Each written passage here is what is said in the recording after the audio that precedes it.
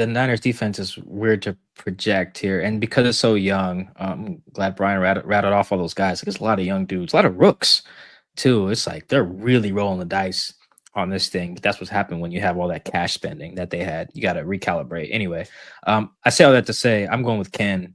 I do think that the biggest, I really just believe, just in general for the season and for this game, if Kubiak is right, if John is right, if Mike McDonald is right, and right, I mean about all of this stuff with the offense and the run game and the use of a fullback and the identity and the wide zone, if they're all just correct, everyone hits it, all the buttons are pressed, then Ken's gonna go nuts. Like I really do believe that. There's just nothing out there to suggest that a healthy Ken Walker would be anything other than elite behind if they're right. Like if they're right that like Dennison and all these other guys who have run game in their title and Clint Kubiak is the dude and having a fullback matters and the scheme and all that, O-line's better. If all that's correct, the biggest beneficiary, I don't even think it's Sam. I really do think it's Ken. I think his like raw stats could be just Rams Todd Gurley like. I do. There's no reason for me not to think that. He's got the just as much talent as Todd, I think. So if this young defense doesn't have all of their run fits on point because it's week 1 on the road against a loud place to play, yeah, Ken might just run wild on these guys. I'm going to go far afield. This guy might not even get him enough snaps to have a big game, but I think Robbie Oots is going to have a big game. I think I'm actually looking forward to Robbie Oots and Fred Warner, and Fred Warner is the best linebacker in football. It's not even close as far as I'm concerned. No offense to Roquan Smith, but I think Fred Warner is defensive player of the year level talent. And early last season, he was that good.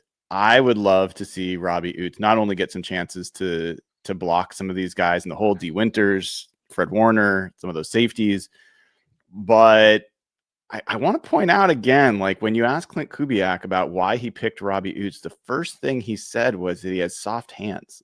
I don't think that was about a handshake. I think it was about this guy's a receiver, not just a blocker. And they used him as a receiver. He only had like 15 snaps in the preseason. He had like 4 targets. So I think he might be closer to a Kyle Juszczyk profile in terms of utilization than a Patrick Ricard, even though his body type is more of a Patrick Ricard. So I'd go that direction, but I'll tell you, AB, I'm curious to hear what your thoughts are. I wanted to say Gray Zabel, and I wanted to say Sam Darnold. I think both of those guys could end up having pretty show out games, but anyone come to mind for you?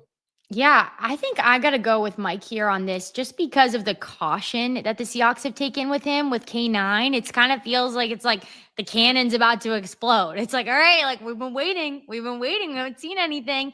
And so that's how I kind of feel about K9. So I'm super excited to see him. I think he is probably feeling that anticipation as well. Like if we're feeling it as media and as fans, you can only imagine what the athlete feels like to really get out there and run through people. And so, yeah, I'm excited to see K9